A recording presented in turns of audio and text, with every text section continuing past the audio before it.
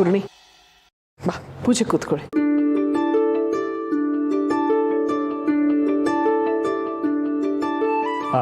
ತುಳಸಿ, ಅವಿ ಪೂರ್ಣಿ ಕೂತ್ಕೊಳ್ಳೋದೇನೋ ಸರಿ, ಆದರೆ ಹುಟ್ಟಿದ ಸೂತಕ ಕಳಿಬೇಕಲ್ವಾ? ಅದಕ್ಕೆ ನೀನು ಮಾಧವನೂ ಕೂತ್ಕೊಳ್ಳಿ. ಅಷ್ಟೇ ತಾನೇ, ಅವರಿಬ್ಬರ ಜೊತೆ ನಾವು ಕೂತ್ಕೋತೀವಿ. ಮಾಧವರೇ,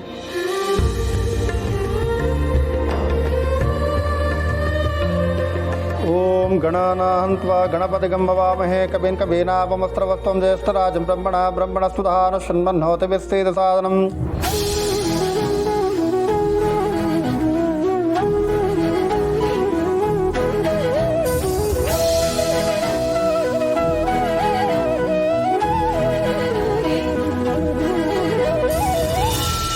ಓಂ ಗಂಗೆ ಚಾಯಮನೆ ಚೈವ ಗೋದಾವರಿ ಸರಸ್ವತಿ ನರ್ಮದಾ ಸಿಂಧು ಕಾವೇರಿ ಜಲೇಸ್ಮಿನ್ ಸನ್ನಿಧಿಂ ಕುರುಂ. ಓಂ ವಿನಾಯಕಾನ್ಮ ವಿಘ್ನರಾಜಾನ್ಮ ಗೌರೀಪುತ್ರಾನ್ಮ ಗಣೇಶಕರಾನ್ಮ ಸ್ಕಂದಜ್ಞಾನ್ಮ ವ್ಯಾನ್ಮ ಪೂತಾನ್ಮ.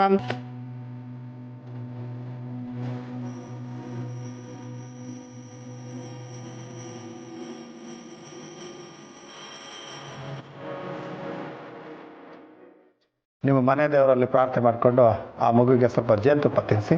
ನಮ್ಮ ಮನೆಗೆ ನಮ್ಮ ಅಮ್ಮನೇ ದೇವರು.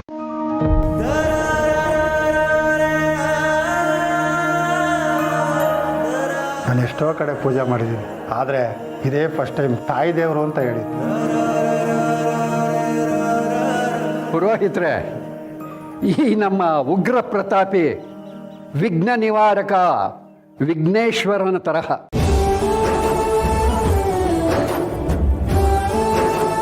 ಅವನು ತನ್ನ ತಂದೆ ತಾಯಿನೇ ಪ್ರಪಂಚ ಅಂತ ಅಂದ್ಕೊಂಡು ಸುತ್ತಾಕದ್ನಲ್ಲ, ಅದೇ ತರಹ ಇವನು ಕೂಡ ತನ್ನ ತಂದೆ ತಾಯಿನ ಪ್ರಪಂಚ ಅಂತ ನಂಬಿಕೊಂಡಿರೋನು.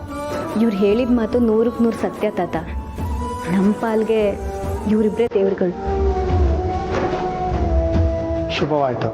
ಮಗುಗೆ ಜೇನುತುಪ್ಪ ತಿನ್ನಿಸಿ.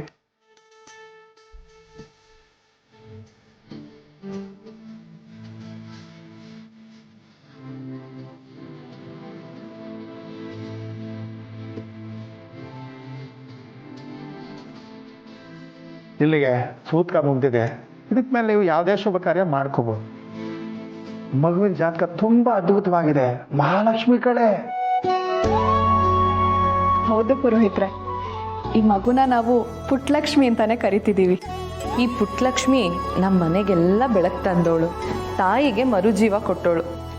ತುಳಸಿಯವರು ದೇವತೆ ಅಂದಮೇಲೆ ಈ ಪುಟ್ಟಲಕ್ಷ್ಮಿ ದೇವತೆಗೆ ದೇವತೆ ಅಲ್ವಾ? ಮೊದಲನೇ ಸಲ ಪುಟ್ಟಲಕ್ಷ್ಮಿ ಮನೆ ಒಳಗೆ ಬರ್ತಿದ್ದಾಳೆ, ಆರತಿ ಮಾಡಿ ಒಳಗೆ ಕರ್ಕೋಬಾರ್ದಾ? ಶಾರ್ವರಿ, ಏನ್ ನೋಡ್ತಾ ನಿಂತಿದ್ಯಾ? ಹೋಗು ಆರತಿ ತಟ್ಟೆ ತಗೊಂಬಾ. ಇನ್ಮೇಲೆ ಸಂಭ್ರಮ ಈ ಮನೇಲಿ ತುಂಬಿ ತುಳುಕುತ್ತೆ. ಸಂತೋಷ, ನೆಮ್ಮದಿ, ಆನಂದ ಅನ್ನೋದು ಆ ಮಗುವಿನ ಜೊತೆ ಈ ಮನೆ ಒಳಗೆ ಬರುತ್ತೆ. ನೀನೇ ಮಗುಗೆ ಆರತಿ ಮಾಡಿ ಒಳಗೆ ಬರ ಮಾಡ್ಕೋ. ಹೋಗು.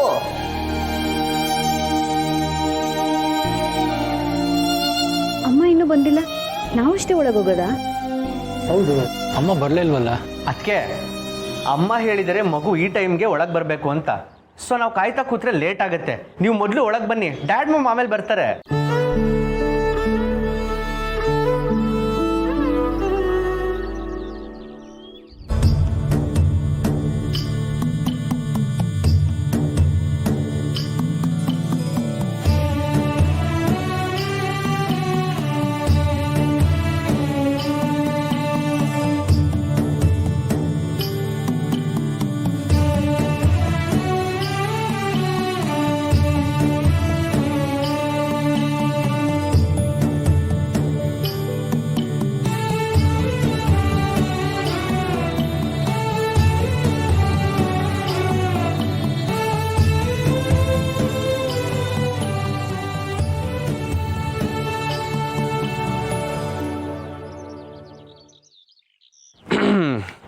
ಅದಕ್ಕೆ ಮತ್ತೆ ಪಾಪು ಮನೆ ಒಳಗೆ ಬಂದಾಯ್ತು.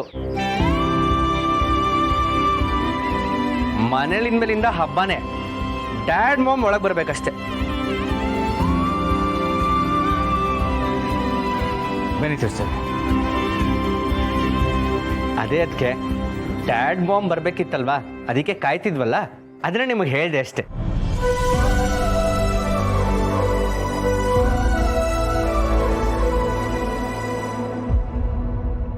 ಶಾರ್ವರಿ ಎಲ್ಲೂ ಹೋಗ್ತಿದ್ಯಾ? ಅಣ್ಣ ಅತ್ತಿಗೆಗೂ ಆರತಿ ಮಾಡಿ ಒಳಗೆ ಕರ್ಕೋ.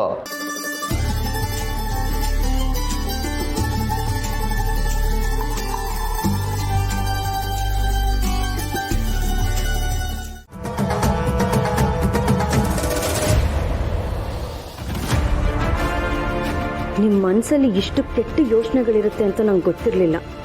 ಒಂದು ಮಗುನ ಸಾಯಿಸೋ ಅಷ್ಟು ಕ್ರೂರಿನಾ ನೀವು? ನಿಮ್ಮನ್ನ ನಾನು ತುಂಬ ತಪ್ಪಾಗಿ ತಿಳ್ಕೊಂಡಿದ್ದೆ. ಇನ್ನು ಮುಂದೆ ನಿಮ್ಮ ಯಾವ ಆಟಗಳು ನಡೆಯಲ್ಲ.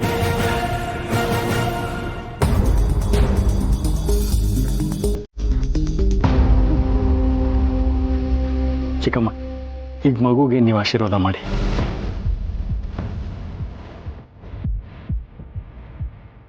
ಇಷ್ಟು ಮಾಡಿದ್ರೆ ಸಾಧು ಚಿಕ್ಕಮ್ಮ. ತಗೊಳ್ಳಿ, ಮಗುನ ನೀವು ಎತ್ಕೊಳ್ಳಿ.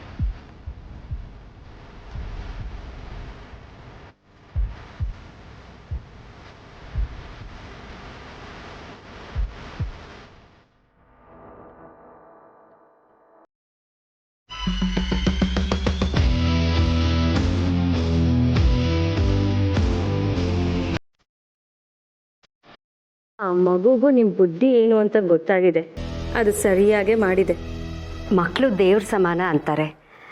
ದೇವ್ರಿಗೆ ಆಶೀರ್ವಾದ ಮಾಡೋಷ್ಟು ನಾನು ದೊಡ್ಡೋಳಲ್ಲ. ತಗೋ. ಕರೆಕ್ಟಾಗಿ ಹೇಳಿದೆ ಶಾರ್ವರಿ. ನಿನ್ನ ಆಶೀರ್ವಾದ ಮಗುಗೆ ಬೇಡ. ಆ ಮಗುನ ದೇವರು ಅಂತ ಹೇಳಿದ ಮೇಲೆ ನೀನೇ ಅದರ ಆಶೀರ್ವಾದ ತಗೋ.